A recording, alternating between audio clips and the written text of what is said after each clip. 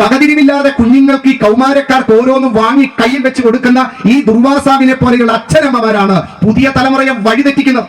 ദുർവാസാവ് ഇങ്ങനെയാണെങ്കിൽ പുത്തൻ കാലത്തിന്റെ ഈ മാറ്റം തിരിച്ചറിയാതെ ഇതെല്ലാം കുഞ്ഞുങ്ങളുടെ കയ്യിൽ വെച്ച് കൊടുക്കുന്ന അച്ഛനമ്മമാരെ നമ്മൾ എന്ത് ചെയ്യണം? നിങ്ങളൊന്ന് പറ. മഹാഭാരത യുദ്ധം 45 ലക്ഷത്തിലധികം പേരെ കൊന്നൊടുക്കിയ യുദ്ധത്തിന്റെ കാരണക്കാരൻ ആരാ? മഹാഭാരതം ശ്രദ്ധിച്ചു പഠിക്കൂ. കർണനാണ് കാരണക്കാരൻ. കർണന്റെ നീചത്വം മനസ്സിലാകണമെങ്കിൽ മഹാഭാരതത്തിൽ 48 വയസ്സുള്ള ദ്രൗപദിയെ സഭാമധ്യത്തിൽ വെച്ച് വസ്ത്രാക്ഷേപം ചെയ്യുന്നുണ്ട്. എന്തുകൊണ്ടാണ് നമ്മുടെ തലമുറ ഇന്നലെ 100 കണക്കിന് വിദ്യാർത്ഥികളുടെ മുന്നിൽ വെച്ച് ഈ നരാധമന്മാർ ആ കുഞ്ഞിനെ കൊന്നത്? ആ മനസ്സെങ്ങനെയാ ഉണ്ടായത്? മഹാഭാരതത്തിലെ കുന്തിയുടെ ജീവിതം ഒരിക്കലെങ്കിലും നമ്മളൊന്ന് പഠിച്ചാൽ നമുക്ക് മനസ്സിലാകും.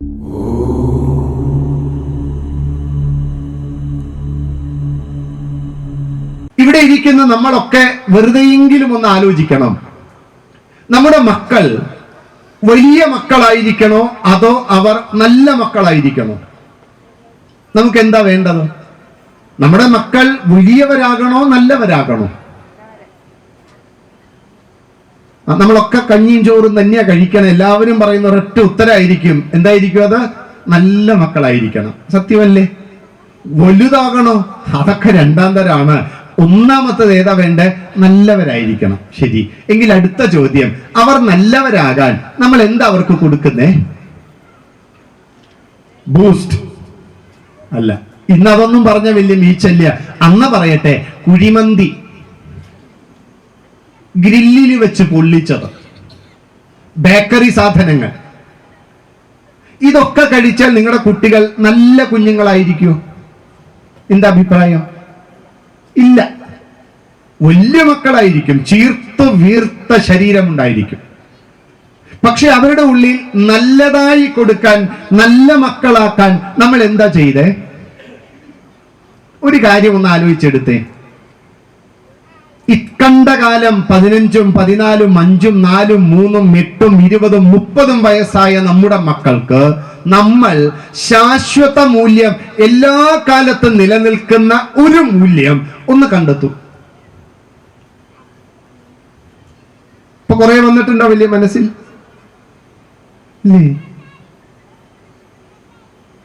ഒരെണ്ണം പറയൂ, മനസ്സിൽ പറയൂ, ഒരു കാര്യം പറയൂ.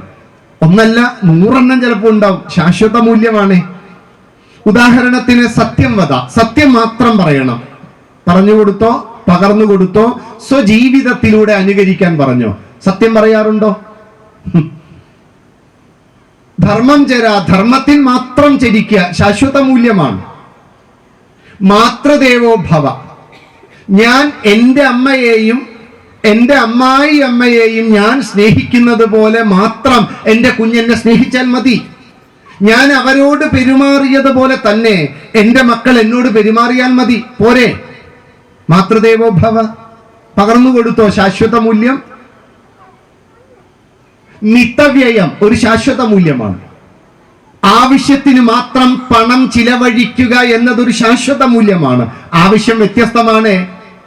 അനാവശ്യവും അത്യാവശ്യവും ഉണ്ട്. ഇതിൽ അത്യാവശ്യത്തിന് വേണ്ടി മാത്രം പണം ചെലവഴിക്കുക, ആവശ്യങ്ങളും പൂർത്തീകരിക്കണം. ഈ മിതവ്യയം കുഞ്ഞുങ്ങൾക്ക് നമ്മൾ കൊടുത്തോ? നമ്മുടെ ജീവിതത്തിലൂടെ എന്തെങ്കിലും ഒരു മൂല്യത്തെ കണ്ടെത്താൻ പറ്റിയോ? ഇല്ല എങ്കിൽ ദയവ് ചെയ്ത് വീണ്ടും ഒന്ന് ചിന്തിക്കൂ. നമ്മുടെ കുഞ്ഞുങ്ങൾ നല്ല മക്കളായിരിക്കോ വലിയ മക്കളാവോ? അവർ ബുദ്ധിരാക്ഷസന്മാരാകും, പക്ഷെ അവർ നല്ല മനുഷ്യരാകുമോ? ദേവത്വമുള്ള അമൃതസമന്മാർ വളർന്നു വരുമോ? നമ്മുടെ കുഞ്ഞുങ്ങളെ ഈ സമൂഹത്തിലേക്ക് വിട്ടയച്ചാൽ അവനുമായി ചേർന്നിരിക്കുന്ന കുഞ്ഞുങ്ങളൊക്കെ നന്നാകുമോ? നമ്മുടെ കുഞ്ഞു വഴി പിഴച്ചു പോകുമോ? എവിടെയാ നമ്മൾ തിരുത്തൽ നടത്തേണ്ടത്? എവിടെ നിന്നാ നമ്മൾ തിരുത്തേണ്ടത്? ഞാൻ എൻ്റെ വീട്ടിലേക്ക് കയറുന്ന സമയത്ത് ചെരുപ്പുകൾ അടക്കി ഒതുക്കി വെക്കുന്ന സ്വഭാവം എനിക്കുണ്ട്. അതുകൊണ്ട് എൻ്റെ കുഞ്ഞുങ്ങൾക്ക് ഞാൻ പഠിപ്പിച്ചൊരു വലിയ മൂല്യമുണ്ട്. ഏത് വീട്ടിൽ കയറുമ്പോഴും ചെരുപ്പുകൾ അടക്കി വെക്കണം. അത് നാം വീട്ടിൽ പഠിപ്പിച്ചിട്ടുണ്ടോ? പകർന്നു കൊടുത്തിട്ടുണ്ടോ? നമ്മുടെ ഒരു ചെരുപ്പ് കാണാതെ 3 ദിവസമായി നമ്മൾ അന്വേഷിച്ച് നടക്കണം. ലാത്തി ചാർജ് നടന്ന പോലെയാ പല വീടിന്റെ ഉമ്മറവും നോക്കിക്കഴിഞ്ഞാൽ 1, 8, 9 ജോഡി ചെരുപ്പുണ്ടാവും ഓരോരുത്തർക്കും. അത് അവിടേക്കും ഇവിടേക്കും വലിച്ചെറിഞ്ഞ് പോകുമ്പോൾ ഇറങ്ങിക്കഴിഞ്ഞതിന് ശേഷമാണ് എന്റെ ഷൂ എവിടെ എന്ന് പറഞ്ഞ് 8ാം ക്ലാസ്സുകാരിയും 8ാം ക്ലാസ്സുകാരനും തിങ്കളാഴ്ച ദിവസം നടക്കുമ്പോൾ അമ്മ ഒരെണ്ണം എടുത്ത് നടന്നുകൊണ്ട് പറയുന്നത് 1 കിട്ടിയിട്ടുണ്ട് എന്ന്. വീട്ടിലൊരു ഡൈനിങ് ടേബിൾ ഉണ്ട്, വേണ്ട, നമ്മൾ വീട്ടിലേക്ക് കയറുമ്പോൾ പുറത്തിരുന്നോളൂ എന്ന് പറയുന്ന ഒരു സ്ഥലമുണ്ടല്ലോ. ആ സ്ഥലത്തൊരു ടീപ്പോയിൽ വർത്തമാന പത്രമുണ്ട്. ഈ വർത്തമാന പത്രം വായിച്ചു കഴിഞ്ഞാൽ അട്ടക്കി ഒതുക്കി അതുപോലെ തന്നെ മടക്കി വെക്കുന്ന സ്വഭാവം എനിക്കുണ്ട്. അത് എൻ്റെ കുഞ്ഞിന് ഞാൻ പകർന്നു കൊടുത്തിട്ടുണ്ട്. വീട്ടിലൊരു സ്വീകരണ മുറിയുണ്ട്. സ്വീകരണ മുറിയിൽ ഒരു ഷോക്കേസ് ഉണ്ട്. ഈ ഷോക്കേസിലുള്ള ഓരോന്നും എൻ്റെ കുഞ്ഞ് കാണുന്ന മാത്രയിൽ അവന്റെ മനോവിചാരം ശുദ്ധമായിരിക്കും. അങ്ങനെയുള്ളതാണ് ഞാൻ എൻ്റെ വീട്ടിലെ സ്വീകരണ മുറി ഒരുക്കുന്നത് ശ്രദ്ധിച്ചിട്ടുള്ളത്. അങ്ങനെയാണോ? എൻ്റെ മുറിയിൽ നിന്ന് ഞാൻ പുറത്തേക്ക് കടക്കുന്ന സമയത്ത് ആ മുറിയിലുള്ള ഫാനും ലൈറ്റും ഒക്കെ ഓഫ് ചെയ്ത് പുറത്ത് കടക്കുന്ന സ്വഭാവം എനിക്കുണ്ട്. അത് ഞാൻ എൻ്റെ കുഞ്ഞിന് പകർന്നു കൊടുത്തിട്ടുണ്ട്. അങ്ങനെ ഒരു സ്വഭാവമുണ്ടോ? ഒരു വീട്ടിൽ കിടക്കുന്ന നമ്മൾ അവിടുത്തെ കട്ടിലിൽ നിന്ന് രാവിലെ എഴുന്നേൽക്കുമ്പോൾ ആ പുതച്ച പുതപ്പും വിരിച്ച വിരിയും ഉണർന്നു കഴിഞ്ഞാൽ മടക്കി ഒതുക്കി ഭംഗിയാക്കി വെക്കുന്ന സ്വഭാവം അമ്മയ്ക്കും അച്ഛനുമുണ്ട്. ഇങ്ങനെ ഒരു സ്വഭാവം നമ്മുടെ കുഞ്ഞുങ്ങൾക്ക് നമ്മൾ ഉണ്ടാക്കി കൊടുത്തിട്ടുണ്ടോ? അലമാരയുടെ കാര്യം പറയാതിരിക്കുകയായിരിക്കും ഭേദം. അലമാരയിലെ തുണികളെല്ലാം മടക്കി ഒതുക്കി ഭംഗിയാക്കി വെക്കുന്ന സ്വഭാവം അമ്മയ്ക്കും അച്ഛനുമുണ്ടെങ്കിൽ കുഞ്ഞുങ്ങളുടെ മേശപ്പുറം നിങ്ങൾ ഒന്ന് നോക്കിയാൽ മതി. സുനാമി തിരമാല വരുന്നത് പോലെ അലമാര തുറന്നാൽ തുണി ഒരു കൈ കൊണ്ട് തടഞ്ഞ് മറു കൈ കൊണ്ട് വലിച്ചിടക്കുമ്പോ എന്താ സംഭവിക്കാന്നറിയില്ല. ഒരു വലിയ ബെർലിൻ മതിൽ ഇടിഞ്ഞതുപോലെ ഒരു ഇടിച്ചിലായിരിക്കും മിക്കവാറും നടക്കുക. അടക്കി ഒതുക്കി ഓരോന്നും വെക്കുന്ന സ്വഭാവം അമ്മയിൽ നിന്ന് അച്ഛനിൽ നിന്ന് കുഞ്ഞുങ്ങൾക്ക് നമ്മൾ ഈ ശാശ്വത മൂല്യം പകർന്നു കൊടുത്തിട്ടുണ്ടോ? അധ്യക്ഷ ഭാഷണത്തിൽ അദ്ദേഹം മനോഹരമായി പറഞ്ഞൊരു കാര്യമുണ്ട് ശുചിത്വത്തെ കുറിച്ച്. ഒരു വീടിന്റെ ഏറ്റവും ശുദ്ധമായ ശുചിത്വമുള്ള വൃത്തിയുള്ള സ്ഥലം ആ വീടിന്റെ ബാത്റൂമാണ്. മുറ്റം ടൈലിട്ടിട്ടുണ്ടോ എന്നുള്ളതല്ല നമ്മുടെ പ്രശ്നം. മറിച്ച് ബാത്റൂം വളരെ വൃത്തിയായി സൂക്ഷിക്കുന്ന സ്വഭാവം നമുക്കുണ്ടോ? ശുചിത്വ ഭാരതം സൃഷ്ടിക്കപ്പെടുന്നത് ശൗചാലയങ്ങളിൽ നിന്നാണ്. ശൗചാലയങ്ങൾ എത്ര വൃത്തിയുള്ളതാണോ അതാണ് ഒരു വീടിന്റെ വൃത്തി, വീട്ടുകാരുടെ സംസ്കാരം. ഒരു വീട്ടിലുള്ളവർ വൃത്തിയുള്ളവരാണോ എന്നറിയാൻ മുറ്റം ടൈലിട്ട കാര്യമേ നോക്കണ്ട, ശൗചാലയങ്ങൾ വൃത്തിയുള്ളതാണോ. ശൗചാലയങ്ങളിൽ നിന്നാണ് ശുചിത്വ ഭാരതം ഉണ്ടാകാൻ പോകുന്നത്. നമ്മുടെ വീട്ടിലെ ശൗചാലയങ്ങൾ ഇന്ന് കഴിഞ്ഞൊന്ന് വീട്ടിൽ പോയി നോക്കണം. കൂട്ടത്തിൽ സാധിക്കുമെങ്കിൽ വൈക്കം മുഹമ്മദ് ബഷീറിന്റെ ഭൂമിയുടെ അവകാശികൾ എന്ന ചെറുകഥയും കയ്യിൽ പിടിക്കണം.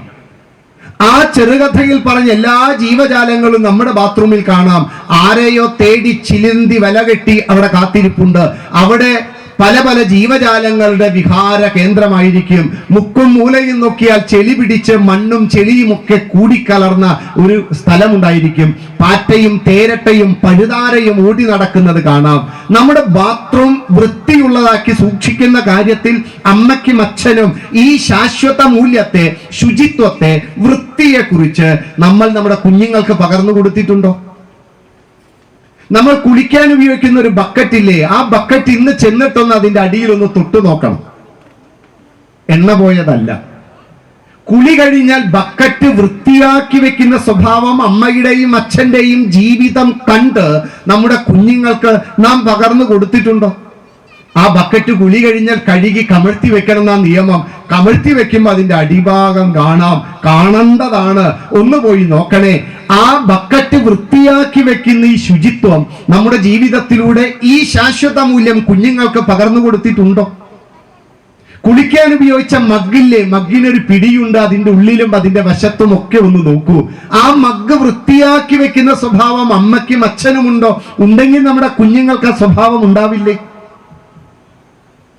കുളിക്കാൻ ഉപയോഗിച്ച സോപ്പില്ലേ, കുളി കഴിഞ്ഞ സോപ്പ് വൃത്തിയാക്കി വെക്കുന്ന സ്വഭാവം അമ്മയ്ക്കും അച്ഛനും ഉണ്ടെങ്കിൽ നമ്മുടെ കുഞ്ഞുങ്ങൾക്ക് ആ സ്വഭാവം ഉണ്ടാവില്ലേ? കുളിക്കാൻ ഉപയോഗിച്ച തോർത്തില്ലേ, കുളി കഴിഞ്ഞാൽ തോർത്ത് കഴുകി വൃത്തിയാക്കുന്ന സ്വഭാവം അമ്മയ്ക്കും അച്ഛനുമുണ്ടെങ്കിൽ നമ്മുടെ കുഞ്ഞുങ്ങൾക്ക് ആ സ്വഭാവം ഉണ്ടാവില്ലേ? ഒരു വീടിന്റെ ഏറ്റവും വലിയ വൃത്തിയുള്ള രണ്ടാമത്തെ ഇടമാണ് അടുക്കള. അത് അടുത്ത ഭൂമിയുടെ അവകാശികളാണ്. അടുക്കളയുടെ വൃത്തിയാണ് ഒരു കുടുംബത്തിൽ വീട്ടമ്മയുടെ വൃത്തി എന്ന് പറയും നമ്മൾ. ഇന്നലെ വെച്ച കുക്കർ ഇന്നും വാഷ് ബേസിൽ അങ്ങനെ അണിയിച്ചൊരുക്കി അവിടെ വെച്ചിട്ടുണ്ടാവും. നമ്മൾ കഴിച്ച ഭക്ഷണം, കഴിച്ച പഴത്തിന്റെ പഴത്തൊലി ഈച്ചയാർത്ത് അവിടെ കിടക്കുന്നുണ്ടാവും. വച്ച ചായയില ആ വാൽപാത്രത്തിൽ ഇപ്പോഴും ആ കുടിച്ച ഗ്ലാസും വച്ച തേയിലയും മുഴുവൻ അവിടെയൊക്കെ ചിഹ്ന ഭിന്നമായി കിടക്കുന്നത് കാണാം. അവിടെ പല പല ജീവജാലങ്ങൾ ഓടി നടക്കുന്നതും കാണാം.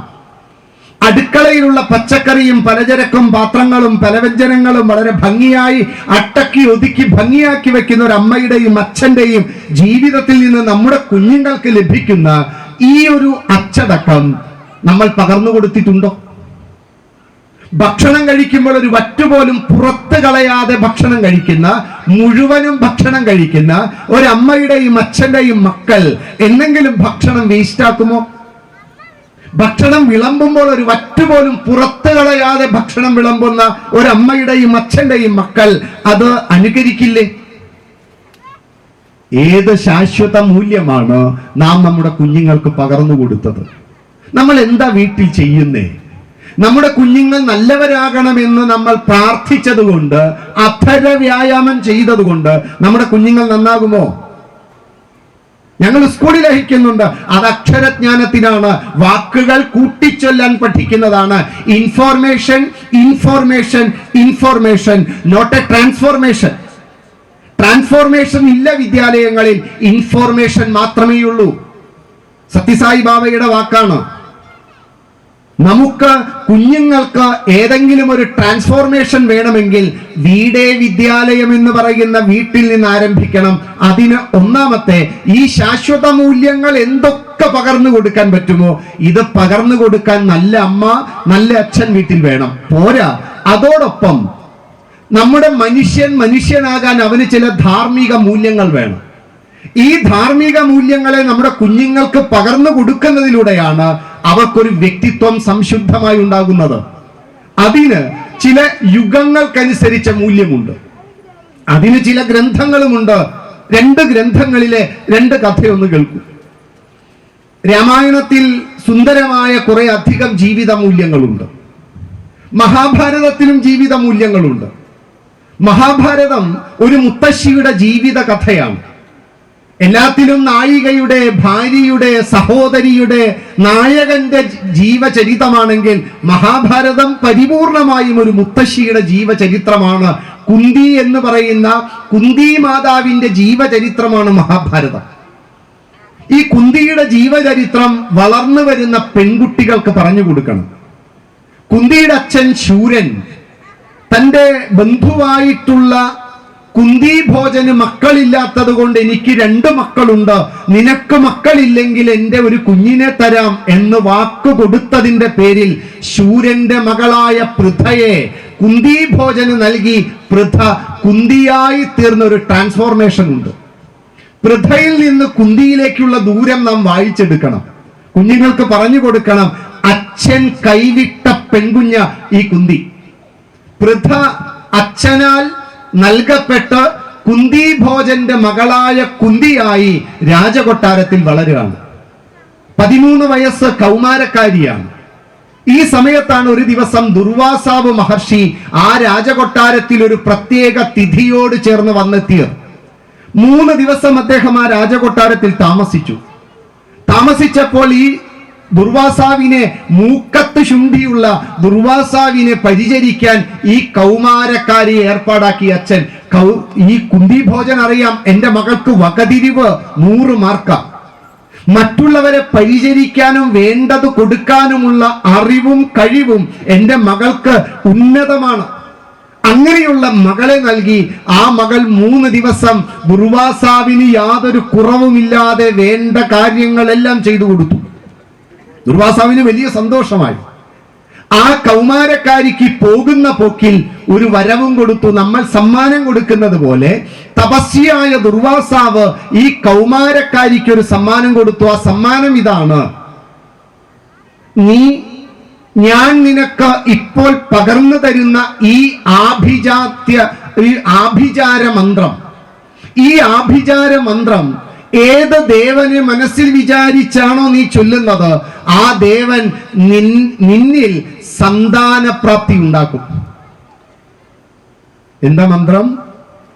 ഞാൻ തരുന്ന ഈ ആഭിചാര മന്ത്രം ഏതെങ്കിലും ഒരു ദേവനെ മനസ്സിൽ വിചാരിച്ച് നീ ചൊല്ലിക്കഴിഞ്ഞാൽ ആ ദേവൻ നിന്നിൽ സന്താനത്തെ ഉണ്ടാക്കും. ആർക്കാ കൊടുത്തേ? 13 വയസ്സുള്ള കൗമാരക്കാരിക്ക്. കൗമാരക്കാർക്ക് കൊടുക്കാൻ പറ്റിയ സമ്മാനം. കൊടുക്കുകയാണെങ്കിൽ ഇങ്ങനെ കൊടുക്കണം. ദുർവാസാവിനെ പോലെ ഇത്രയും വകതിരിവില്ലാത്ത ഓരോരുത്തർ ആലോചനാരഹിതമായി ചെയ്യുന്ന ഈ പ്രവൃത്തി കൊണ്ട് നശിച്ചു പോയത് ഒരു പെൺകുട്ടിയുടെ ഭാവി ജീവിതമാണ്. ഈ ദുർവാസാവിനെ നമ്മൾ അംഗീകരിക്കുമോ? കൗമാരക്കാരിക്ക് കൊടുക്കാൻ പറ്റിയ സമ്മാനമാണോ ഇത്? അതറിയണമെങ്കിൽ കൗമാരം എന്താണെന്ന് വായിച്ച് പഠിക്കണം. ടീനേജ് അല്ല കൗമാരം. കൗമാരം എന്ന വാക്കിന് കുൽസിത മാര ഭാവം എന്നാണ് അർത്ഥം. കുൽസിതം വകതിരിവില്ലാത്ത, പക്വതയില്ലാത്ത, കുൽസിത മാരഭാവം. മാരൻ എന്നാൽ മന്മഥൻ, മന്മഥൻ എന്നാൽ കാമദേവൻ. വകതിരിവില്ലാത്ത, പക്വതയില്ലാത്ത കാമചിന്തകളുടെ പ്രായത്തിന്റെ പേരാണ് കൗമാരം. അതിനെ ടീനേജ് എന്ന് പറഞ്ഞ് ഒരർത്ഥവും മനസ്സിലാക്കാതെ നാം ആ വാക്ക് ഉപയോഗിക്കരുത്. ഉപയോഗിക്കുകയാണെങ്കിൽ കൗമാരം എന്ന പൂർണ്ണതയിൽ നമ്മൾ ഉപയോഗിക്കണം. അപ്പോൾ അർത്ഥം മനസ്സിലാകും. പക്വതയും വകതിരിവുമില്ലാത്ത കാമചിന്തകളുടെ പ്രായം. എന്തും ഏതും നിരീക്ഷിച്ചും പരീക്ഷിച്ചും അറിയണം എന്ന് ചിന്തിക്കുന്ന പ്രായം. സർവ്വതും അനുഭവത്തിലൂടെ അറിയണമെന്ന് ആഗ്രഹിക്കുന്ന പ്രായം.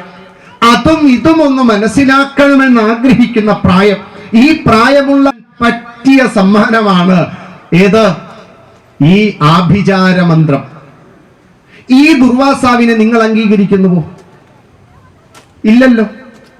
ഇതേപോലെയാണ് കൗമാരക്കാരികളുടെ കയ്യിൽ നമ്മൾ അച്ഛനമ്മമാർ ചിലതൊക്കെ വെച്ചു കൊടുക്കും. 13 വയസ്സ്, 14 വയസ്സ്, 15 വയസ്സ്, 16 വയസ്സ്, 17, 18, 19, 20 വയസ്സുള്ള കുഞ്ഞുങ്ങളുടെ കയ്യിൽ ഓരോന്നങ്ങ് വെച്ചു കൊടുക്കും. മക്കളെ, നിങ്ങൾ അത് കയ്യിലിരിക്കട്ടെ, പുതിയ കാലമല്ലേ, ഒരു കുഴപ്പമില്ല. നമ്മുടെ കുഞ്ഞുങ്ങൾ ഫേസ്ബുക്കിലും വാട്സാപ്പിലും ഇൻസ്റ്റാഗ്രാമിലും ഒക്കെ അങ്ങ് വല്ലാതെ പയറ്റും. കഴിഞ്ഞ ദിവസം ഒരു കൊച്ചു പെൺകുട്ടിയെ കാണാനില്ല. 2 പേർ ചേർന്ന് വൈകുന്നേരം സന്ധ്യാസമയത്ത് പോലീസ് സ്റ്റേഷന്റെ മുന്നിൽ കൊണ്ട് തള്ളിവിട്ടു. ഇൻസ്റ്റാഗ്രാമിൽ നിന്ന് പരിചയപ്പെട്ടതാണ് അത്രേ. വകതിരിവില്ലാതെ കുഞ്ഞുങ്ങൾക്ക്, ഈ കൗമാരക്കാർക്ക് ഓരോന്നും വാങ്ങി കയ്യിൽ വെച്ച് കൊടുക്കുന്ന ഈ ദുർവാസാവിനെ പോലെയുള്ള അച്ഛനമ്മമാരാണ് പുതിയ തലമുറയെ വഴിതെറ്റിക്കുന്നത്. ദുർവാസാവ് ഇങ്ങനെയാണെങ്കിൽ പുത്തൻ കാലത്തിന്റെ ഈ മാറ്റം തിരിച്ചറിയാതെ ഇതെല്ലാം കുഞ്ഞുങ്ങളുടെ കയ്യിൽ വെച്ച് കൊടുക്കുന്ന അച്ഛനമ്മമാരെ നമ്മൾ എന്ത് ചെയ്യണം? നിങ്ങളൊന്ന് പറ. വകതിരിവില്ലാത്ത പ്രായത്തിൽ ഈ പാവം പെൺകുട്ടിയുടെ കയ്യിൽ കിട്ടിയിട്ടുള്ള ആ ആഭിചാര മന്ത്രം ഈ കുഞ്ഞ് മൈൻഡ് ചെയ്തില്ല. പക്ഷെ പിറ്റേ ദിവസം രാവിലെ പ്രഭാതത്തിൽ ആ കുഞ്ഞ് രാജകൊട്ടാരത്തിന്റെ മണിമാളികയുടെ കിളിവാതിലിലൂടെ പുറത്തേക്ക് നോക്കിയപ്പോൾ ഉദിച്ചുയരുന്ന വിവസ്വാനെ കണ്ടു. വിവസ്വാൻ സൂര്യഭഗവാന, പ്രചണ്ഡകിരണൻ, സഹസ്രകിരണൻ, പകലോൻ, ആദിമദൂതൻ എന്ന് നമ്മൾ വിളിക്കുന്ന ആ അഗ്നിദേവനുണ്ടല്ലോ, ആ ജാതവേദസിന്റെ പ്രതിനിധിയായ അഗ്നിയുണ്ടല്ലോ, ആ അഗ്നി ഭഗവാനെ കണ്ടപ്പോൾ, ആദിത്യനും ഭാസ്കരനും സവിതൃഭാവവുമുള്ള ആ പ്രചണ്ഡ കിരണനെ കണ്ടപ്പോൾ, ഹിരണ്യഗർഭനെ കണ്ടപ്പോൾ ഈ കൊച്ചു പെൺകുട്ടിക്ക് ഒരു കൗതൂഹലം, ഒരു കൗതുകം തോന്നി. കൗമാരക്കാരിക്ക് കൗതുകം. ആഭിചാരമന്ത്രം സൂര്യനെ നോക്കി ജപിച്ചപ്പോൾ ഇതാ അഗ്നിവർണ്ണമുള്ള, ജാജുല്യമാനായിട്ടുള്ള, സ്വർണ്ണ സമാനമായ ഭാവമുള്ള ആ സുന്ദര പുരുഷൻ മുന്നിൽ വന്നു നിൽക്കുന്നു. മുന്നിൽ വന്നു നിൽക്കുന്ന പരപുരുഷനെ കണ്ടപ്പോൾ ഈ പിഞ്ചു ബാലിക ഭയന്നുകൊണ്ട് ഒരടി പിന്നോട്ട് വെച്ചു. ഈ സൂര്യൻ തന്റെ മുന്നിൽ നിൽക്കുന്ന ആ മോഹനാംഗിയെ ശ്രദ്ധിച്ചു നോക്കി. ആ കൗമാര ഭാവമുള്ള പെൺകുട്ടിയെ ശ്രദ്ധിച്ചു നോക്കി. ആ ഭുവനൈക സുന്ദരിയെ ശ്രദ്ധിച്ചു നോക്കി.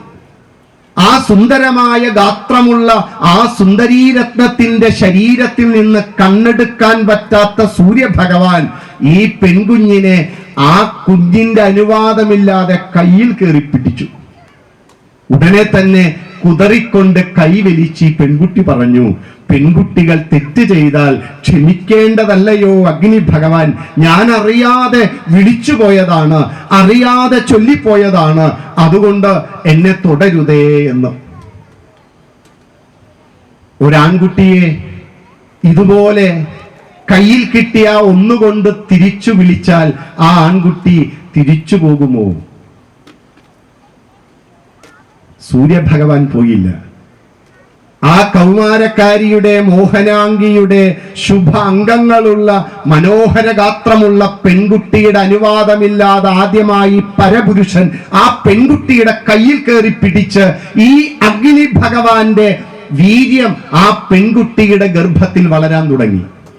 അതാണ് നമ്മൾ പഠിച്ച കർണൻ എന്ന കഥാപാത്രം. മഹാഭാരത യുദ്ധം 45 ലക്ഷത്തിലധികം പേരെ കൊന്നൊടുക്കിയ യുദ്ധത്തിന്റെ കാരണക്കാരൻ ആരാ? മഹാഭാരതം ശ്രദ്ധിച്ചു പഠിക്കൂ. കർണനാണ് കാരണക്കാരൻ. കർണന്റെ മനോഗതി നീചമായി പോയത് എന്തുകൊണ്ടാ? അവൻ ജനിച്ച സമയത്തിന്റെ പ്രശ്നം കൊണ്ടാ. ഇത് പറയുന്നത് മഹാഭാരതത്തിൽ ശരതൽപ്പത്തിൽ കിടക്കുന്ന ഭീഷ്മ പിതാമഹൻ തന്റെ മുന്നിലേക്ക് സേനാനായകനായി അടുത്ത ദിവസം മുതൽ ധാർത്തരാഷ്ട്രന്റെ ദുർബുദ്ധികളുടെ നായകനായി വരുന്ന കർണൻ ഈ ഭീഷ്മരെ കാണാൻ ചെല്ലുമ്പോൾ ഭീഷ്മർ പറയുന്ന ഒരു വാക്കുണ്ട്, ഹേ കർണ, നീ ജനിച്ചത് ധർമ്മലോപം കൊണ്ടാണ്. ധർമ്മലോപം കൊണ്ട് ജനിച്ചത് കൊണ്ടാണ് നിന്റെ ബുദ്ധി ഇത്രയും നിറം കെട്ടുപോയത്. അതുകൊണ്ടാ നീ നീചന്മാരെ കൂട്ടുപിടിച്ച് ഗുണവാന്മാരെ വെറുക്കുന്ന സ്വഭാവമുള്ളവനായി തീർന്നത്. അതുകൊണ്ട് നിന്റെ അമ്മ 3 ഭാവങ്ങളിലും ഗർഭത്തിന്റെ 3 സമയത്തും നിന്റെ അമ്മ കുന്തി ദീനമാനസയായിരുന്നു കർണ. ഗർഭാവസ്ഥയിൽ ഗർഭസമയത്ത് ആ പെൺകുട്ടി ദീനമാനസ. 10 മാസം ഗർഭം ചുമന്ന് നടക്കുമ്പോൾ ആ അമ്മയുടെ മനസ്സ് ദീനമാനസയായിരുന്നു. അതേസമയം നിന്നെ പ്രസവിച്ച സമയത്തും എങ്ങനെ ഇതിനെ ഉപേക്ഷിക്കുമെന്ന ചിന്ത കൊണ്ട് അമ്മയുടെ മനസ്സ് ദീനമാനസയായിരുന്നു. അതുകൊണ്ട് കർണ നീ ഇത്ര നീചനായ സ്വഭാവമുള്ളവനായി തീർന്നത്. കർണന്റെ നീചത്വം മനസ്സിലാകണമെങ്കിൽ മഹാഭാരതത്തിൽ 48 വയസ്സുള്ള ദ്രൗപദിയെ സഭാമധ്യത്തിൽ വെച്ച് വസ്ത്രാക്ഷേപം ചെയ്യുന്നുണ്ട്. വയസ്സ് ഞാൻ ബോധപൂർവം പറഞ്ഞതാ. ബാലരമ വായിച്ച് 17 വയസ്സ് തികഞ്ഞിട്ടില്ല നമ്മുടെ ഉള്ളിലുള്ള ദ്രൗപദിക്ക്, യാജ്ഞസേനിക്ക്, യജ്ഞസംഭവയ്ക്ക് സാക്ഷാൽ ജാതവേദൻ കൈനീട്ടമായി നൽകിയ ആ കൊച്ചു ദ്രുപദ ദുഹിതയുടെ ചരിതം പഠിക്കുമ്പോൾ 48-ാം വയസ്സിലാണ് കുരുക്ഷേത്ര യുദ്ധത്തിന് കാരണമായി ചൂണ്ടിക്കാണിക്കാവുന്ന ആ ഒരു വസ്ത്രാക്ഷേപം നടക്കുന്നത്. ദുശ്ശാസനന്റെ അടുത്ത് കൈ കൊട്ടിച്ചിരിച്ച് ദ്രൗപദിയുടെ വസ്ത്രം അഴിച്ചു മാറ്റാൻ ഉദ്ഘോഷിച്ചത് ദുര്യോധനനല്ല, കർണനാണ്.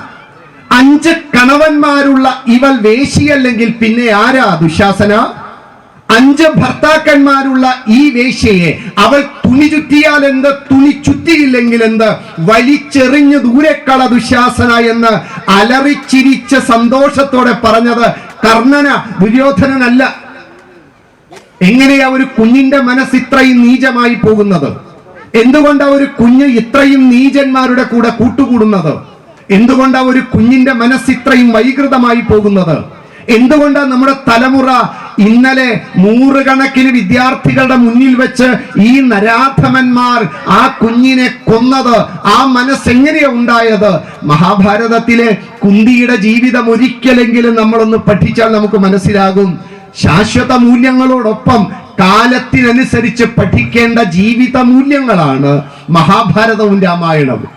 കുന്തി ഈ ചരിതമൊന്ന് നമ്മുടെ മക്കളെ ഒന്ന് പറഞ്ഞ് പഠിപ്പിക്കുമോ? സൂര്യഭഗവാൻ കൊളുത്തിവെച്ച ആ ദീപം കൊണ്ട് കുന്തി ജീവിതത്തിൽ പിന്നീട് എന്തെങ്കിലും ചിരിച്ചത് നിങ്ങൾ കണ്ടിട്ടുണ്ടോ? 13-ാം വയസ്സിൽ ചിരി നഷ്ടപ്പെട്ട ആ അമ്മ മറ്റുള്ളവരുടെ മുന്നിൽ അപമാന ഭാരം കൊണ്ട് എന്നും തല കുനിക്കേണ്ടി വന്നില്ലേ? നമ്മുടെ കുഞ്ഞുങ്ങളോട് പറയണ്ടേ, കയ്യിലിരിക്കുന്ന ഒന്നിൽ നിന്ന് നമ്മുടെ കുഞ്ഞുങ്ങൾ പലർക്കും പല മിസ് കോൾ അടിക്കും. ചിലന്തി വല കെട്ടുന്നത് പോലെ ആ വലയിലേക്ക് ഒന്നിനെ കാത്തിരിക്കുന്നവൻ ചിലപ്പോൾ നമ്മുടെ കുഞ്ഞുങ്ങളുടെ അടുത്തേക്ക് ഒരു ഹായ് അയക്കും. അപ്പോ തന്നെ നമ്മുടെ കുഞ്ഞുങ്ങൾ ഒരു ഹീ അയക്കും. അതോടുകൂടി അനുവാദമില്ലാതെ കയ്യിൽ കയറി പിടിക്കും. അതുകൊണ്ടുണ്ടാവുന്ന ദൂരവ്യാപകമായ ഭവിഷ്യത്തുകളെ കുന്തിദേവിയുടെ ജീവചരിത്രം പറഞ്ഞ് നമ്മുടെ കുഞ്ഞുങ്ങളെ ഒന്ന് പഠിപ്പിക്കണ്ടേ? ചെയ്യേണ്ടതാരാ? മുത്തച്ഛനും മുത്തശ്ശിയും അല്ല. ദയവ് ചെയ്ത് മനസ്സിലാക്കൂ, അമ്മ, അച്ഛൻ.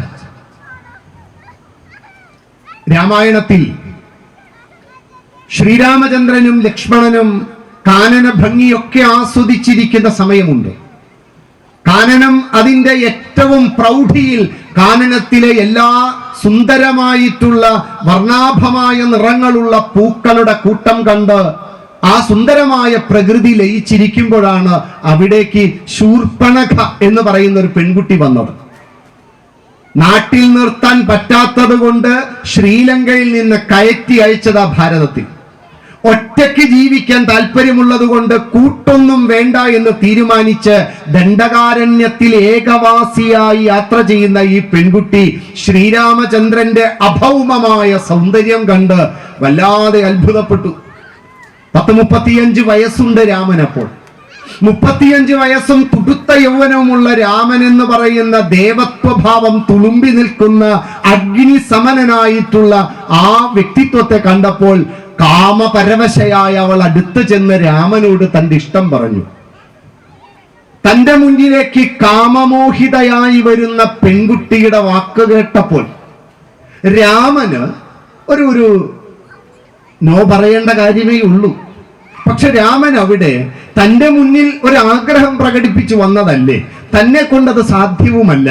അദ്ദേഹം പറഞ്ഞു, ഞാൻ ഏകപത്നി വ്രതം എന്ന വ്രതം എടുത്തിട്ടുണ്ട്. ഇത് പറയുന്നത് പുരുഷനാ, സ്ത്രീ അല്ല. ഏകപതിവ്രതത്തെ കുറിച്ച് ഉച്ചൈസ്തരം പറയുകയും ഏകപത്നീവ്രതത്തെ കുറിച്ച് മിണ്ടാതിരിക്കുകയും ചെയ്യുന്ന വർത്തമാനകാലത്തിൽ രാമൻ പറഞ്ഞത്, ഞാൻ ഏകപത്നീവ്രതം എടുത്തിട്ടുണ്ട്, ഒരു ഭാര്യയെ ഉണ്ടാകൂ എന്ന് ഞാൻ തീരുമാനിച്ചിട്ടുണ്ട്. അതാണ് സനാതനം, അതാണ് ഹൈന്ദവം. അതുകൊണ്ട് തന്നെ ഞാൻ ഇനി ഒരു വിവാഹത്തെ പറ്റി ചിന്തിക്കുന്നില്ല. എന്റെ ഭാര്യ സീത അതായിരിക്കുന്നു എന്ന് പറഞ്ഞ് സീതയെന്ന ദേവതയെ ചൂണ്ടിക്കാണിക്കും. തന്റെ മുന്നിൽ നിൽക്കുന്ന ശൂർപ്പണഖയുടെ മുഖം മാറിയപ്പോൾ രാമൻ പറഞ്ഞു, ഒരു കാര്യം ചെയ്യൂ, ഞാനല്ലേ ഇല്ലാത്തത്, എന്റെ അനുജനെ നോക്കൂ, ലക്ഷ്മണൻ. പ്രായം എന്റെ അതേ തന്നെ, 35 വയസ്സ്, ഭാര്യാസുഖം അറിഞ്ഞിട്ടില്ല. അതുകൊണ്ട് അവന്റെ അടുത്തേക്ക് ചെല്ലൂ. അപ്പോഴാണ് ശൂർപ്പണഖ ലക്ഷ്മണനെ നോക്കിയത്. അഗ്നി സമനായിട്ടുള്ള ആ അശ്വനീ ദേവന്മാരെ പോലെ വിളങ്ങുന്ന ആ മനോഹര മുഖമുള്ള ലക്ഷ്മണനെ കണ്ടപ്പോൾ അങ്ങോട്ടോടി. ലക്ഷ്മണനോട് തന്റെ ഇഷ്ടം പറഞ്ഞു. ലോകത്തൊരു പെൺകുട്ടി വന്ന് ഇഷ്ടം പറയുമ്പോൾ ഇങ്ങനെ ഒരു ആൺകുട്ടി പറയൂ? എങ്ങനെയാ ലക്ഷ്മണൻ പറഞ്ഞത്? ലക്ഷ്മണൻ പറഞ്ഞു, നീ എന്നെയല്ല വിവാഹം കഴിക്കേണ്ടത്. നിന്നെ കണ്ടാൽ ഒരു രാജകുമാരിയുടെ, മഹാരാജ്ഞിയുടെ പ്രൗഢിയുണ്ട്. എന്നെ വിവാഹം കഴിച്ചാൽ നീ ദാസിയാകും. ഞാൻ രാമന്റെ ദാസനാണ്. നീ രാമനെ വിവാഹം കഴിക്കൂ. രാമനാണ് രാജാവ്. എന്തായാലും നിന്നെ കഴിക്കും. അങ്ങോട്ടോടിക്കോ. അപ്പൊ തോന്നി അങ്ങോട്ടോടാം. അങ്ങോട്ടോടി. രാമനോടും തന്റെ ഇഷ്ടം പറഞ്ഞു. രാമൻ പറഞ്ഞു, ആരാ പറഞ്ഞ അവൻ ദാസനാണെന്ന്? ഞങ്ങൾ നടക്കുമ്പോൾ മുന്നിൽ നിന്ന് നയിക്കുന്നവൻ അവനാണ്. അതുകൊണ്ട് മുന്നിൽ നിന്ന് നയിക്കുന്നവനാ നായകൻ. ഞങ്ങളെ രഞ്ജിപ്പിക്കുന്നവൻ അവനാണ്. അതുകൊണ്ട് രാജാവിന്റെ അർത്ഥവും രഞ്ജിപ്പിക്കുന്നവനാണ്. അതുകൊണ്ട് അവനെ തന്നെ വിവാഹം കഴിച്ചോളൂ. നീ നായികയും രാജ്ഞിയുമാകും. അങ്ങനെയാണോ? അതെ. അങ്ങോട്ടോടി. വാൽമീകി പറയുന്നു, പെൺബുദ്ധി പ്രവർത്തിച്ചു. ഇതിന് രണ്ടിന്റെയും പിന്നാലെ പോയില്ല. മൂന്നാമതൊരു കാരണത്തെ കണ്ടെത്തി. അത് സീതയാണ്. അതുകൊണ്ട് അവളെ അങ്ങ് ഇല്ലാതാക്കിയ രാമൻ എന്നെ കഴിക്കുമല്ലോ. സീതയുടെ നേർക്ക് ആ ഹിംസ്ര ഭാവമുള്ള ആ ദുർവൃത്ത യജ്ഞവിഘ്നകാരിണി വേഗത്തിൽ ഓടിച്ചെന്നു. രാമൻ പറഞ്ഞു, ലക്ഷ്മണ, കളി കാര്യമായി. വേഗത്തിൽ അവളുടെ മൂക്കും ചെവിയും അരിഞ്ഞ് അവളെ വേഗത്തിൽ ഓടിച്ചു കളഞ്ഞു. വാൽമീകി രാമായണത്തിൽ വാൽമീകി മഹർഷി ശ്രീരാമചന്ദ്രൻ ലക്ഷ്മണനോട് പറയുന്ന സ്ത്രീവധത്തിന് തുല്യമായ ഒരൊറ്റ പ്രവൃത്തിയേ ഉള്ളൂ, മൂക്കും ചെവിയുമാണ്. രാമായണത്തിൽ ഒരിടത്തും മൂക്കും മുലയും എന്ന വാക്കില്ല. രാമായണത്തിലില്ല. പിന്നെ ഇതാര് പറഞ്ഞു? ആരൊക്കെയോ പറഞ്ഞുണ്ടാക്കുന്ന ഈ നെറേറ്റീവ്സ് നമ്മളും ഏറ്റുപാടുന്നു. ശ്രീരാമചന്ദ്രൻ ശൂർപ്പണഖയുടെ മൂക്കും മുലയും അരിഞ്ഞു എന്ന് ഒരാൾ വിളിച്ചു പറഞ്ഞാൽ കേൾക്കാൻ ഇമ്പമുള്ളത് മറ്റൊരാളോട് നാം പറയും. ചെറുകഥകളിലും മറ്റ് പലരുടെയും കാവ്യ ഭംഗിയിലുള്ള വിവരണം കൊണ്ട് നമ്മളും പറഞ്ഞു. നോക്കൂ, അധ്യാത്മരാമായണത്തിന്റെ മൂലമായിട്ടുള്ള വ്യാസൻ രചിച്ച അധ്യാത്മരാമായണത്തിലും മൂക്കും ചെവിയുമാണ്. പക്ഷേ കിളിപ്പാട്ടിൽ മൂക്കും മുലയുമാണ്. ആരെഴുതി? തുഞ്ചത്തെഴുത്തച്ഛൻ എഴുതില്ല. ആരെയോ ബോധപൂർവം ഉണ്ടാക്കിയെടുത്ത ഈ വാക്കുകളെ നാം പഠിക്കണ്ടേ? നമ്മുടെ കുഞ്ഞുങ്ങളോട് പറയണ്ടേ? ധർമ്മമൂർത്തിയായ ശ്രീരാമചന്ദ്രനും പ്രതിപുരുഷനായിട്ടുള്ള ലക്ഷ്മണനും ഇത്രയും സംസ്കാരശൂന്യമായി പെരുമാറില്ല. എന്റെ രാമൻ അത് ചെയ്യില്ല.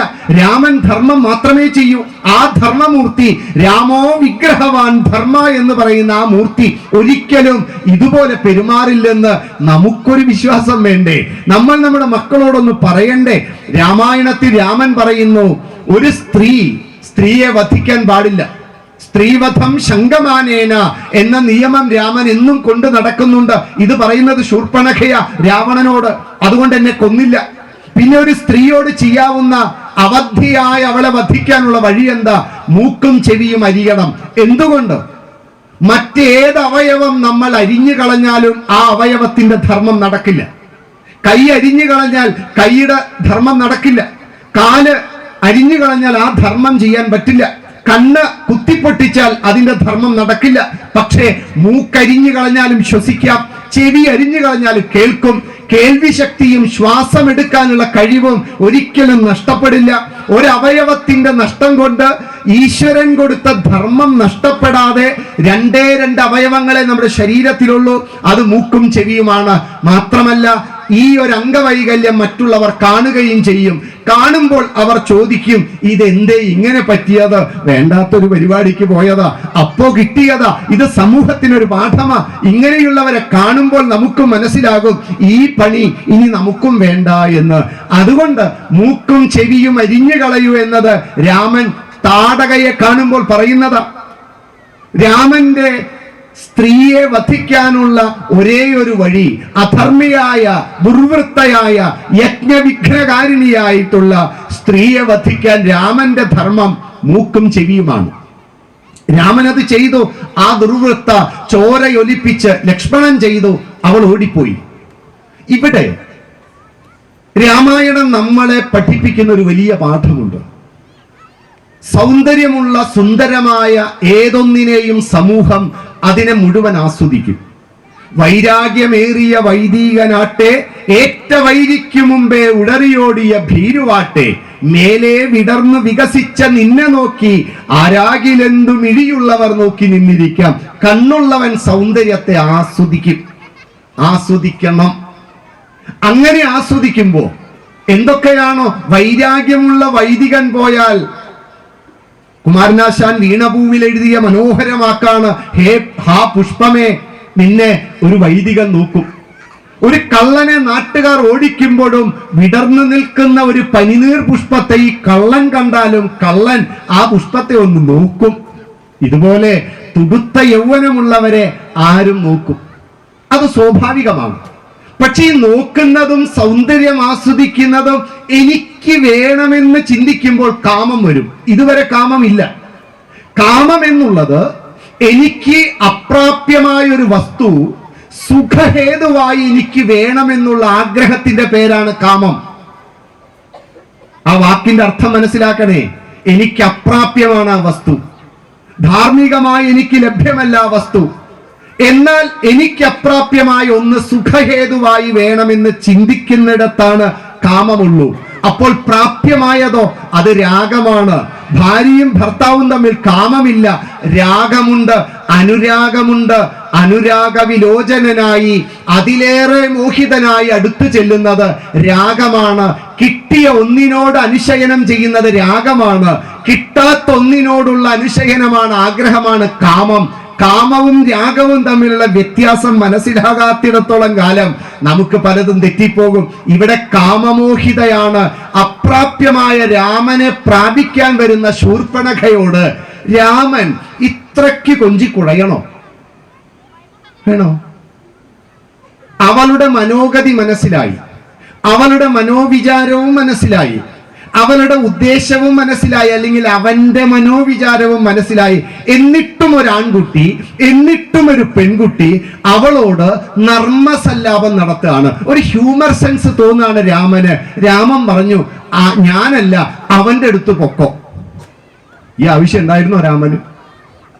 കാമാതുരയായി ആരാണോ നമ്മളെ സമീപിക്കുന്നത്, കാമതൽപരരായി ആരാണോ നമ്മളെ സമീപിക്കുന്നത്, അവനോട് ഒരൊറ്റ വാക്കിൽ ഉത്തരം പറഞ്ഞ് നിർത്തേണ്ടിടത്ത് നിർത്താനുള്ള തന്റെ ഇടമില്ലെങ്കിൽ ഈ സംഭവത്തിന് ശേഷം വാൽമീകി രാമായണം ഒന്ന് തുറന്നു വായിക്കൂ. രാമൻ പിന്നീട് എവിടെയെങ്കിലും ചിരിച്ചത് നിങ്ങൾ കണ്ടിട്ടുണ്ടോ? ശ്രീരാമചന്ദ്രന്റെ ജീവിതം മുഴുവൻ ദുഃഖപൂർണമായത് എന്നു മുതലാ? എവിടെ വെച്ചാ? ഒരു കഥ, ആ കഥയുടെ ശോചനീയമായ, ശോകമായ, ദുഃഖമായ ഭാവം എവിടെ നിന്നാ ഉണ്ടാവുന്നേ? നമ്മുടെ ജീവിതത്തിലും ഇതുപോലെ ഏതെങ്കിലും ഒരു സംഭവം ഉണ്ടാകും. ആലോചനാരഹിതരായി നമ്മളൊക്കെ ചെയ്തു പോകുന്ന ഒരു പ്രവൃത്തിയുടെ ഫലമായി ഇന്നും ആ പ്രശ്നം നമ്മളെ വേട്ടയാടുന്നില്ലേ? രാമന്റെ ജീവിതത്തിൽ രാമൻ പിന്നീട് ചിരിച്ചത് നാം കണ്ടിട്ടില്ല. അതിനുശേഷം വന്ന ദുരന്തങ്ങൾ എത്ര! സീതയെ രാവണൻ കൊണ്ടുപോകുന്നു, യുദ്ധം നടക്കുന്നു, പല പല പ്രശ്നങ്ങൾ ഉണ്ടാകുന്നു, സീത പരിത്യാഗം ചെയ്യുന്നു. 55-ാമത്തെ വയസ്സിൽ ശരീരം ത്യജിച്ച് രാമൻ മരിക്കുന്നത് വരെ പിന്നീട് രാമൻ ചിരിച്ചിട്ടില്ല. രാമന്റെ ജീവിതത്തിൽ പിന്നീട് സുഖവും ഉണ്ടായിട്ടില്ല. നമുക്കൊരു പാഠമല്ലേ രാമായണത്തിലെ രാമൻ തന്റെ ജീവിതത്തിലൂടെ ഈ കാലത്തിനനുസരിച്ച് നമ്മൾ വായിക്കേണ്ടത്. രാമൻ ചെയ്തത് രാമന്റെ ധർമ്മമാണ്. കാമമോഹിതയായി വരുന്ന ഒരു സ്ത്രീയെ വെറും കൈയോടെ മടക്കി അയക്കരുതെന്ന ധർമ്മശാസ്ത്രമൊക്കെ ഇവിടെയുണ്ട്. അതിവിടെ പ്രാപ്യമല്ല, ഈ കാലത്ത് പ്രാപ്യമല്ല. അന്നത്തെ നിയമത്തിൽ നിന്ന് നാം പഠിക്കേണ്ടത് നമ്മുടെ കുഞ്ഞുങ്ങളോട് നോ പറയേണ്ടിടത്ത് നോ പറയാനുള്ള കഴിവുണ്ടാക്കി കൊടുക്കണം നമ്മുടെ കുഞ്ഞുങ്ങൾക്ക്. പോരാ, തുടുത്ത യൗവനമുള്ള ആർക്കും. എന്തിനാ രാമായണം പഠിക്കുന്നേ? എന്തിനാ മഹാഭാരതം പഠിക്കുന്നേ? ഈ ഗ്രന്ഥങ്ങൾ നാം പഠിച്ച നമ്മുടെ മക്കൾക്ക് യുഗധർമ്മങ്ങളുണ്ട്. കാലം മാറുമ്പോൾ നാം പഠിച്ച് മക്കളെ പഠിപ്പിക്കേണ്ട ചില യാഥാർത്ഥ്യങ്ങളുണ്ട്. ഈ യാഥാർത്ഥ്യങ്ങൾ പഠിപ്പിച്ചാൽ ഇതാണ് ആധ്യാത്മിക പഠനം.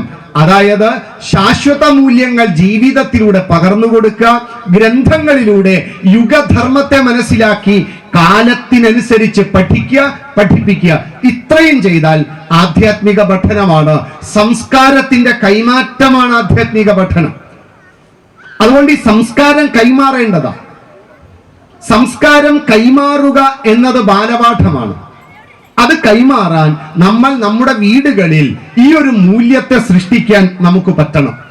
ഇത് പറ്റണമെങ്കിൽ എനിക്കറിയാവുന്ന, ഞാനൊരു സ്കൂളിൽ ജോലി ചെയ്ത കുറച്ചു കാലത്ത് ആ സ്കൂളിൽ മുസ്ലിം മതവിശ്വാസികളായിട്ടുള്ള കുട്ടികൾ പഠിക്കുന്നുണ്ട്, ക്രിസ്തു മതവിശ്വാസികളായ കുട്ടികളും പഠിക്കുന്നുണ്ട്, ഹിന്ദു മതവിശ്വാസികളായ കുട്ടികളും പഠിക്കുന്നുണ്ട്.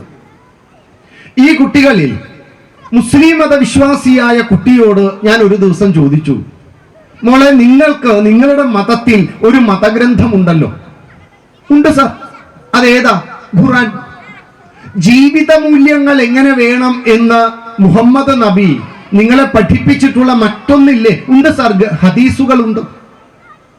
ക്രിസ്തു മതവിശ്വാസിയായ ഒരു പെൺകുട്ടിയോട് ചോദിച്ചു, മോളെ, നിനക്ക് നിങ്ങളുടെ മതത്തിനൊരു ഗ്രന്ഥമില്ലേ? ഉടനെ കുഞ്ഞു പറഞ്ഞു, ഉണ്ട് സാർ, ബൈബിൾ ഉണ്ട്. ഭഗവാൻ യേശുദേവൻ ജീവിത യാഥാർത്ഥ്യങ്ങളെ, ജീവിതത്തെ കൊണ്ടുപോകാനുള്ള ചില ശാശ്വത മൂല്യങ്ങൾ പറഞ്ഞു തന്ന വാക്കുകളില്ലേ? ഉണ്ട് സാർ. ഈ സാക്ഷാൽ യേശുദേവന്റെ ഗിരിപ്രഭാഷണങ്ങളുണ്ട്. ഹിന്ദു മതവിശ്വാസിയായ നിന്റെ മതത്തിനൊരു ഗ്രന്ഥമില്ലേ? ഉണ്ട്. അതേതാ മോളെ? ഒരു വെടിയുമില്ല. അവൾ എന്നോട് ചോദിച്ചു, സാർ, എനിക്കൊരു ക്ലൂ തരുമോ എന്ന് ചോദിച്ചു. നിങ്ങളൊന്ന് പറ, ഹിന്ദു ധർമ്മം രക്ഷപ്പെടാൻ വല്ല വഴിയുണ്ടോ? നമ്മുടെ കുഞ്ഞുങ്ങൾക്ക് ഈ ധർമ്മത്തിന്റെ അടിസ്ഥാനപരമായ വേദം, ജ്ഞാനം, ഈ ലോകത്തിൽ എന്തിനെ കുറിച്ചുള്ള അറിവും എഴുതി നമ്മുടെ മുന്നിൽ തപം ചെയ്ത ഋഷിമാർ സമ്മാനിച്ച വേദമാണ് ഞങ്ങളുടെ ഗ്രന്ഥമെന്ന് ഉച്ചത്തിൽ പറയാൻ കഴിവുള്ള ഒരു പെൺകുഞ്ഞ്, ആൺകുഞ്ഞ് വളർന്നു വരുമോ? ഇതാരാ പഠിപ്പിക്കണ്ടേ? ഇതാരാ ചെയ്യിക്കണ്ടേ? ആരാ ചെയ്യിക്കണ്ടേ എന്നുള്ള ഉത്തരം അതിനുശേഷം അതിനു മുൻപേ എനിക്ക് ചില അനുഭവത്തിലൂടെ കിട്ടി. വയനാട് വളരെ തണുപ്പുള്ള ഒരു പ്രദേശമാണ്. ഒരു 15-18 വർഷം മുൻപ് അവിടെ എനിക്ക് വളരെ പരിചയമുള്ള ഒരു മുസ്ലിം വീടുണ്ട്. ഇടയ്ക്കൊക്കെയുള്ള പോക്കിൽ അവിടെ താമസിക്കാറുമുണ്ട്. ഒരിക്കൽ അങ്ങനെ വയനാട്ടിൽ ഒരു മുസ്ലിം വീട്ടിൽ ഞാൻ താമസിച്ചു. മറ്റൊരു വീട്ടിൽ താമസിക്കുമ്പോൾ സ്വാഭാവികമായും നമ്മൾ കുറച്ച് നേരത്തെയൊക്കെ ഒന്ന് എഴുന്നേൽക്കണമല്ലോ. നേരത്തിൽ എഴുന്നേൽക്കുന്നത് മാറ്റി നേരത്തെ എഴുന്നേൽക്കാൻ തീരുമാനിച്ചു. അവിടുത്തെ തണുപ്പിൽ 5:45 എഴുന്നേറ്റു. അങ്ങനെ എഴുന്നേറ്റ് ഞാൻ പുറത്തു വന്നപ്പോ ആരെയും കാണാനില്ല. കുറച്ച് കഴിഞ്ഞപ്പോഴാണ് അവിടുത്തെ പെൺകുട്ടികൾ അവരൊക്കെ എഴുന്നേറ്റ് പുറത്തു വന്നപ്പോ ഞാൻ ചോദിച്ചു, ഉപ്പ എവിടെ, ബാപ്പ എവിടെ? അപ്പൊ പറഞ്ഞു, ബാപ്പ പള്ളിയിൽ പോയി സാർ. ബാപ്പ പള്ളിയിൽ പോയോ? ഉമ്മയോ? ഉമ്മ നിസ്കരിക്കുകയാണ്. ശരി ശരി, സാറിന് കാപ്പി എടുക്കട്ടെ എന്ന് ചോദിച്ചു. അപ്പൊ ഞാൻ പറഞ്ഞു, ശരി എടുക്കൂ. കാലങ്ങൾക്ക് ശേഷം എനിക്ക് പരിചയമുള്ള ഒരു ക്രിസ്ത്യൻ വീട്ടിലും ഞാൻ താമസിച്ചു. ആ വീട്ടിൽ രാവിലെ എഴുന്നേറ്റപ്പോൾ 6 മണിക്കാണ് എഴുന്നേറ്റത്. 6 മണിക്ക് എഴുന്നേറ്റ സമയത്ത് ആ വീട്ടിൽ എന്റെ സുഹൃത്തായിട്ടുള്ള അദ്ദേഹം പറഞ്ഞു, ഒരു അരമണിക്കൂറും കൂടി കേട്ടോ, അപ്പോഴേക്കും ചായ തരാം. ഞാൻ ചോദിച്ചാ, പാല് വരാനായിരിക്കും അല്ലേ എന്ന് ചോദിച്ചു. അല്ലല്ല, അവള് ആദ്യത്തെ കുർബാനയ്ക്ക് പോവും, 5:30 പോവും വീട്ടിൽ നിന്ന്. ആദ്യത്തെ കുർബാന കഴിഞ്ഞ് അവള് തിരിച്ചു വന്നാൽ എന്നിട്ട് വേണം എനിക്ക് പോകാൻ. സന്തോഷം. 100 കണക്കിന് ഹിന്ദു വീടുകളിൽ ഞാൻ താമസിച്ചിട്ടുണ്ട്. അവിടെ നമ്മൾ 5:45 എഴുന്നേറ്റാലും കാത്തിരിക്കണം, 6 മണിക്ക് എഴുന്നേറ്റാലും കാത്തിരിക്കണം. 6:30, 6:45 ഒരാള് ഇറങ്ങും, മുടിയൊക്കെ വിടർത്തി ഉലർത്തി ഒരു കുറ്റിച്ചൂലും എടുത്തു. എന്നിട്ട് മുറ്റത്ത് 4 രാത്തലാണ്. എഴുന്നേറ്റ് വരുന്നവരൊക്കെ കാണുന്ന മനോഹര ദൃശ്യം, കുളിക്കാതെ ഒരുങ്ങാതെ സുന്ദരമായ ആ രൂപത്തെ ദർശിക്കാൻ പറ്റാത്ത ഒരമ്മ. 7 മണിയാവുമ്പോൾ ഈ നീളമുള്ള ഒരു മൊബൈലും പിടിച്ച് മറ്റൊരാൾ പുറത്തു വരും. പല്ല് തേക്കില്ല, ഉമ്മറത്തിരുന്ന് വർത്തമാന പത്രവും മൊബൈൽ ഫോണും ഒരേ സമയം വായിക്കും. ഒരേ സമയം വായിച്ചുകൊണ്ടിരിക്കുന്ന ഒരു വിളിയുണ്ട്, എടി എന്ന് പറഞ്ഞൊരു വിളിയുണ്ട്. കുറ്റിച്ചൂൽ അവിടെ ഇട്ട് അടുക്കളയിലേക്ക് ഓടും. കാരണം അദ്ദേഹത്തിന് ആ സമയത്ത് ചായ വേണം. പല്ല് തേച്ചിട്ടില്ല. ഈ വീട്ടിൽ വളരുന്ന കുഞ്ഞുങ്ങൾ രക്ഷപ്പെടാൻ വല്ല സാധ്യതയുമുണ്ടോ? രാവിലെ എഴുന്നേറ്റ് ഏത് മഞ്ഞും വെയിലും മഴയുമാകട്ടെ എന്റെ പള്ളിയിൽ പോയി നിസ്കരിക്കുന്ന ഇസ്ലാം മത വിശ്വാസിയായ ബാപ്പ, ഉമ്മ അതേ സമയം എന്ത് സംഭവിച്ചാലും എഴുന്നേറ്റ് നിൽക്കാൻ പറ്റാത്തത്രയും രോഗാദി പീഡകൾ കൊണ്ട് കിടന്നുപോയാൽ മാത്രം ഒഴിവാക്കും, ഇല്ലെങ്കിൽ 5 നേരവും നിസ്കരിക്കുന്ന ഉമ്മ. എന്ത് വന്നാലും രാവിലെ മഴയോ വെയിലോ മഞ്ഞോ വന്നാലും കുർബാനയ്ക്ക് പോകുന്ന അമ്മ. അതിനുശേഷം എപ്പോഴെങ്കിലും പള്ളിയിൽ പോകുന്ന അച്ഛൻ. ക്ഷേത്രത്തിൽ പോകാതെ, കുളിക്കാതെ, വിളക്ക് വെക്കാതെ, നാമം ജപിക്കാതെ, കുഞ്ഞുങ്ങൾക്ക് മൂല്യങ്ങൾ പകർന്നു കൊടുക്കാൻ ശ്രദ്ധിക്കാതെ, സ്വയം തന്റെ യൗവനം അങ്ങ് സുഖിക്കാൻ വേണ്ടി മാത്രമുള്ള ഹിന്ദു. കുറച്ച് കടന്നുപോയി എന്നറിയാം, ഞങ്ങളൊന്നും അങ്ങനെയല്ല, അത് നിങ്ങളുടെ നാട്ടിലായിരിക്കും എന്നൊക്കെ പലരും മനസ്സിൽ വിചാരിച്ചിട്ടുണ്ടാകും. ശരി ശരി ശരി, ഒരു ചോറും കലത്തില് 2 വട്ടെടുത്തൊന്ന് നോക്കിയാൽ മനസ്സിലാവല്ലോ പൊതു ഹിന്ദുവിന്റെ സ്വഭാവം. നിങ്ങളൊക്കെ നല്ല ആളുകൾ തന്നെ. ഈ നാട്ടിലെ കഥയല്ല പറഞ്ഞത്. നമ്മുടെ കുഞ്ഞുങ്ങൾ രക്ഷപ്പെടാൻ എന്താ വഴിയുള്ളത്? നമ്മുടെ കുഞ്ഞുങ്ങൾ രക്ഷപ്പെടണമെങ്കിൽ ഉപാസനാനിഷ്ഠരായ അമ്മയും അച്ഛനും ആ വീട്ടിൽ വേണം. കുട്ടിക്കാലം മുതൽ അവർ നമ്മുടെ ജീവിതചര്യകൾ കണ്ടു പഠിക്കണം. പുതുതായി ഒന്നും പഠിപ്പിക്കേണ്ട. നമ്മൾ നമ്മുടെ ജീവിതത്തിലൂടെ രാവിലെ എഴുന്നേറ്റാൽ ഉടനെ കുളിക്കുക. കുളിച്ചു കഴിഞ്ഞാൽ 1 മിനിറ്റ് സമയമെങ്കിലും സ്വസ്ഥമായ ഒരിടത്തിരുന്ന് നാമം ജപിക്കുക. ഏതെങ്കിലും ഒരു ഇഷ്ടദേവതയെ 1 മിനിറ്റ് സ്വസ്ഥമായിരുന്ന് നാമം ജപിച്ചാൽ കുളിയും തേവാരവും കഴിഞ്ഞു. തേവാരം എന്നാൽ തേവരുടെ കാര്യമാണ്, ദേവകാര്യമാണ്, ദേവയജ്ഞമാണ്. ആ ദേവയജ്ഞം മുടക്കരുതെന്നാണ്. അങ്ങനെ കുളിയും തേവാരവും ചെയ്യുന്ന ഒരച്ഛൻ, ഒരമ്മ ഒരു വീട്ടിൽ കുഞ്ഞുങ്ങൾക്ക് അനുകരിക്കാൻ ശാശ്വത മൂല്യങ്ങളെ പകർന്നു കൊടുക്കുകയാണ്. നാമജപം എന്ന വാക്ക് 20-ലേറെ പറഞ്ഞ അധ്യക്ഷ ഭാഷണം നമ്മുടെ മുമ്പിൽ പറഞ്ഞത്, നാമം ജപിച്ച് കാണിച്ചു തരുന്ന ഒരച്ഛനും അമ്മയും ഒരു വീട്ടിലുണ്ടെങ്കിൽ കുഞ്ഞുങ്ങൾ അനുകരിക്കും. കുഞ്ഞുങ്ങൾ അനുസരിക്കുന്നവരല്ല, അനുകരിക്കുന്നവരാണ്. അവരെ അനുസരിപ്പിക്കാൻ ശ്രമിക്കരുത്, അനുകരിപ്പിക്കാൻ ശ്രമിക്കൂ. അതിന് നമ്മുടെ ജീവിതത്തിൽ നമ്മുടെ കുഞ്ഞുങ്ങളെ ഉപാസനാനിഷ്ഠരാക്കാൻ നമ്മൾ ഉപാസനയുള്ളവരാകൂ. ദിവസത്തിൽ 10 മിനിറ്റെങ്കിലും നാമം ജപിക്കൂ, 10 മിനിറ്റ് ഒരു വ്യായാമം ചെയ്യൂ, 10 മിനിറ്റ് ഏതെങ്കിലും ധാർമ്മിക ഗ്രന്ഥങ്ങളൊന്ന് വായിച്ച് പഠിക്കൂ. 24 മണിക്കൂറിൽ 48 മിനിറ്റ് 30 മിനിറ്റ് ഇതിന് മാറ്റിവെക്കൂ. അങ്ങനെ മാറ്റിവെച്ച് നല്ല നിഷ്ഠയുള്ള ഒരു അച്ഛന്റെയും അമ്മയുടെയും മക്കൾ നല്ല മക്കളായിരിക്കും. അവർ നല്ലവരാകാൻ നമ്മുടെ മുന്നിൽ വേറെ ഒരു കുറുക്കു വഴിയുമില്ല. നമ്മൾ മാറണം. മക്കളെ മാറ്റാൻ ശ്രമിക്കാതെ നമ്മൾ നമ്മുടെ ജീവിതത്തിൽ ധാരാളം മൂല്യങ്ങളെ കൊണ്ടുവരാൻ ശ്രമിക്കൂ. ബാക്കിയെല്ലാം തന്നെ ശരിയായി വരും. ഇന്ന് നമ്മൾ തമ്മിലുള്ള ബന്ധങ്ങൾ സുദൃഢമാകാൻ നമുക്ക് ഒരേ ഒരു വഴി, നമ്മുടെ ജീവിതത്തെ കൂടുതൽ കൂടുതൽ ആധ്യാത്മികമാക്കൂ. ആധ്യാത്മികം എന്താ ശരിക്കും? ഗുരുജി ഗോൾവൽക്കർ എന്ന് പറയുന്ന മഹാതപസ്വിയുടെ മുന്നിൽ ചെന്ന് കുറച്ച് യുവാക്കന്മാർ ചോദിച്ചു, അലയോ ഗുരുജി ഗോൾവൽക്കർ, നമ്മുടെ സംഘടനയിൽ ആധ്യാത്മികത ഇല്ല എന്ന് പറഞ്ഞ് ഞങ്ങളെ ചിലരൊക്കെ കളിയാക്കിയിരുന്നു. ഞങ്ങളെ ചിലർ കളിയാക്കി പറഞ്ഞു, നിങ്ങൾക്ക് വിഷ്ണു സഹസ്രനാമം അറിയാമോ? ഞങ്ങൾ പറഞ്ഞു അറിയില്ല. നിങ്ങൾക്ക് ലളിതാ സഹസ്രനാമം അറിയാമോ? ഞങ്ങൾ പറഞ്ഞു ഞങ്ങൾക്കറിയില്ല. അപ്പോൾ നിങ്ങളുടെ സംഘടനയിൽ എന്ത് ആധ്യാത്മികതയാണ് ഉള്ളത് എന്ന് പറഞ്ഞ് ഞങ്ങളെ കളിയാക്കി. നമ്മുടെ സംഘടനയിൽ ആധ്യാത്മികത ഇല്ലേ എന്ന് അദ്ദേഹത്തിനോട് ചോദിച്ചപ്പോൾ ഗുരുജി ഗോൾവൽക്കർ അദ്ദേഹത്തെ മനസ്സിലാക്കണം. ശൈശവ പ്രായമുള്ള ഒരു സംഘടനയെ രാഷ്ട്രീയത്തിന്റെ ഭരണകൂടത്തിന്റെ മിടുക്കുകൊണ്ട് നശിപ്പിച്ച് നാമാവശേഷമാക്കും എന്ന് പറഞ്ഞ് ഭരണാധികാരികളും ഭരണവർഗവും ഒരേപോലെ മുന്നോട്ടിറങ്ങിയപ്പോൾ ആത്മസംയമനത്തിന്റെ തീക്കനലുകളാൽ അവയെല്ലാം എരിച്ചടക്കി തീർത്ത മഹാതപസ്വിയായ ഗുരുജി ഗോൾവൽക്കർ ശങ്കരാചാര്യ പദവി പോലെയുള്ള പദവികൾ നൽകിയപ്പോൾ വിനയത്താൽ അതിനെയെല്ലാം തിരസ്കരിച്ച് തീവണ്ടി മുറിയെ സ്വന്തം വീടാക്കി മാറ്റിയ ആ അനവരത സഞ്ചാരി, ആ ഋഷി സന്യാസി വര്യൻ ചിരിച്ചുകൊണ്ട് പറഞ്ഞു, ആധ്യാത്മികത എന്താണ് എന്ന് നിങ്ങൾക്കറിയുമോ? ആധ്യാത്മികത എന്നാൽ ഒരുവൻ അവനവനെ പറ്റി കുറച്ച് ചിന്തിക്കുകയും മറ്റുള്ളവരെ പറ്റി കൂടുതൽ ചിന്തിക്കുകയും ചെയ്യുന്ന ഭാവത്തിന്റെ പേരാണ് ആധ്യാത്മികത. ഞാൻ, എന്റെ, എനിക്ക് എന്ന് പറയാതെ നാം, നമ്മൾ, നമുക്ക് എന്ന് പറയുന്നതാണ് ആധ്യാത്മികത. ഒരുവൻ അവനവന്റെ ആവശ്യങ്ങൾ കുറച്ചുകൊണ്ടുവന്ന് മറ്റുള്ളവരുടെ ആവശ്യങ്ങൾ നിവർത്തിക്കാൻ വേണ്ടി ജീവിക്കുന്നതാണ് ആധ്യാത്മികത. എങ്കിൽ ആധ്യാത്മികത ഇതാണ്. ആ ആധ്യാത്മികത നമ്മളിൽ നിറയെയുണ്ട്, അതിൽ നിങ്ങൾക്ക് ഒരു സംശയവും വേണ്ട എന്ന് അദ്ദേഹം കൊടുത്ത ഉത്തരമുണ്ട്. ആധ്യാത്മികത എന്താണ്? മൂല്യങ്ങളാണ്. ഈ മൂല്യങ്ങൾ നമ്മൾ കൊണ്ട് നടക്കുകയും കുഞ്ഞുങ്ങളെ പഠിപ്പിക്കാൻ ശ്രമിക്കുകയും ചെയ്യണം. അതാണ് ആധ്യാത്മികത. ഈ നിത്യജീവിതത്തിൽ അതിന്റെ കാലിക പ്രസക്തി എന്നൊരു വിഷയത്തെ കുറിച്ച് ഇത്രയും സമയം പറയാൻ ശ്രമിച്ചത്.